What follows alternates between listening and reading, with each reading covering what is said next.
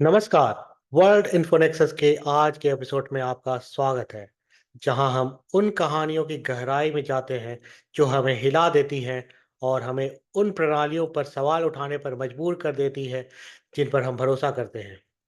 मैं हूं आपका होस्ट सुकांत चौधरी और आज हम एक ऐसी त्रासदी और चौंकाने वाली कहानी पर चर्चा करेंगे जिसने मीडिया में हलचल मचा दी और कई लोगों को स्तब्ध कर दिया है। आज के एपिसोड का शीर्षक है, अस्पताल ने परिवार को बताया कि उनकी बेटी चेकआउट कर चुकी है। 1 साल बाद पता चला कि उसका शव स्टोरेज में था। अब मैं जानता हूं कि यह विषय दुख भरा हो सकता है और इसमें बहुत सारी भावनाएं शामिल हैं। तो यदि आप तैयार हैं तो चलिए इस गंभीर और हृदय विदारक कहानी को उजागर करते हैं, जिसमें एक युवा महिला, एक गंभीर प्रशासनिक विफलता और एक ऐसा परिवार शामिल है जिसे असहनीय दुख का सामना करना पड़ा। जैसी पीटरसन कैलिफोर्निया की एक जीवंत 31 साल महिला सिर्फ एक और मरीज नहीं थी जो मर्सी सैन जुआन मेडिकल सेंटर के दरवाजों से गुजर रही थी। जैसी बचपन से ही टाइप 1 डायबिटीज से जूझ रही थी। 6 अप्रैल 2023 को उसने एक डायबिटिक एपिसोड के बाद अस्पताल में भर्ती होने का निर्णय लिया, लेकिन जो एक सामान्य चिकित्सा प्रक्रिया होना चाहिए था, वह जल्द ही एक बुरे सपने में बदल गई। सिर्फ 2 दिन बाद 8 अप्रैल को जेसी ने अपनी मां जिंदर कोंगी को फोन किया और उसे अस्पताल से पिकअप करने के लिए कहा। यह एक साधारण अनुरोध था जिसे एक मां अपने बच्चे के अस्पताल में ठीक होने के दौरान सुनने की उम्मीद करती है। लेकिन यह कॉल जिंजर के लिए अपनी बेटी की आवाज़ सुनने का आखिरी मौका साबित हुआ। उसी दिन बाद में जेसी का निधन हो गया। अगले दिन परिवार को जेसी की मौत की सूचना देने के बजाय अस्पताल ने उसके शव को कोल्ड स्टोरेज फैसिलिटी में भेज दिया। यहाँ से डरावनी घटना शुरू होती है। जेसी का शरीर अगले 361 दिनों तक अज्ञात, अवहेलित, अचिन्हित स्टोरेज में पड़ा रहा। इस बात को समझने के लिए कुछ पल रुकें। कल्पना करें कि कितना दुखद और दर्दनाक होगा जब आप ये नहीं जान पाएँ कि आपके प्रियजन कहाँ हैं, या इससे भी बुरा, जब आपको उनकी मृत्यु की जानकारी ही नहीं दी जाए।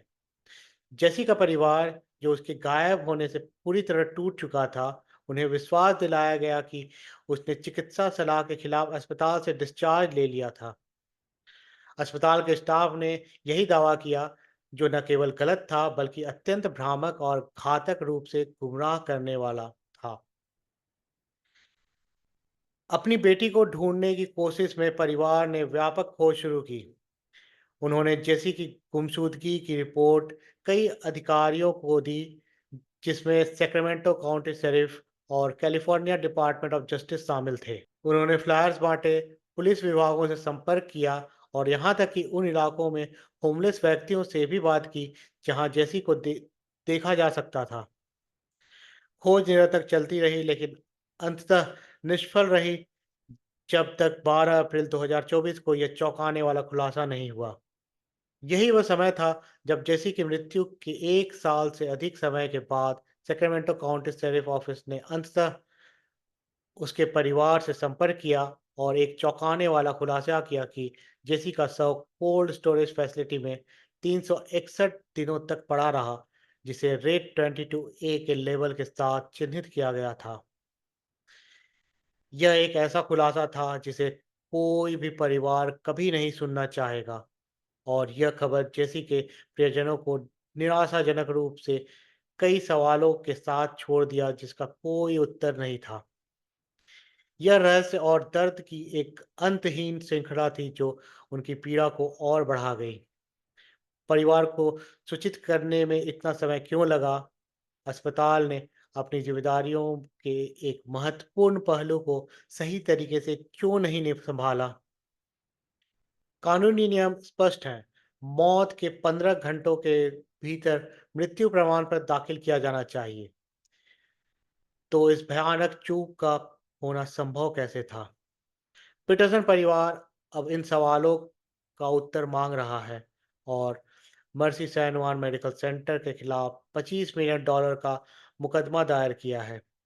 वे केवल वित्तीय मुआवजा की मांग नहीं कर रहे हैं, अपितु वे उस लापरवाही के खिलाफ न्याय की उम्मीद कर रहे हैं, जिसे वे अत्यधिक और अपारदर्शी रूप में वर्णित करते हैं।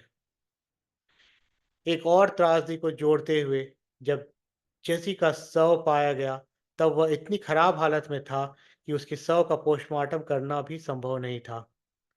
अस्पताल के चिकित्सा रिकॉर्ड में विरोधाभास इस रहस्य को और बढ़ा देती है, जिससे परिवार के लिए स्पष्टता और अनियमितता की अत्यंत आवश्यकता बनी रहती है।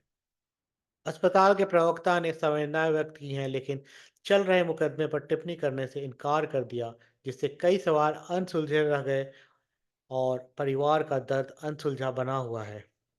यह कहानी यह गहरा सबक देती है कि स्वास्थ्य देखभाल प्रणाली में संचार और उचित प्रक्रियाएं कितनी महत्वपूर्ण होती हैं।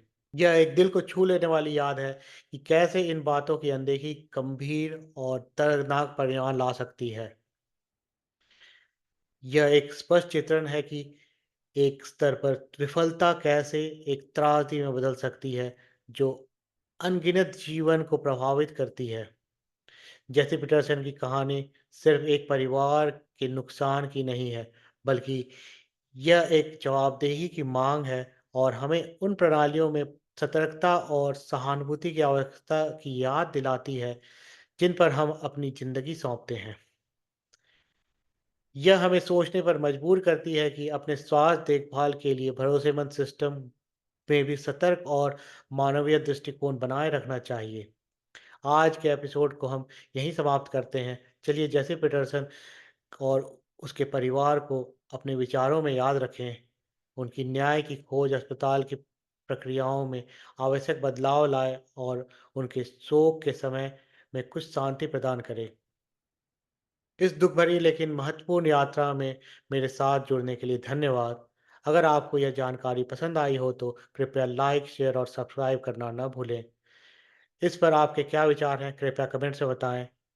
आपका समर्थन हमें अधिक कहानियाँ सामने लाने और सत्य की खोज जारी रखने में मदद करता है। सुचित रहें, सुरक्षित रहें और अपना ख्याल रखें। मिलते हैं अगले वीडियो में। मैं हूँ सुकांत चौधरी और यह था वर्ल्ड इन्फो नेक्सस। अभी के लिए धन्यवाद।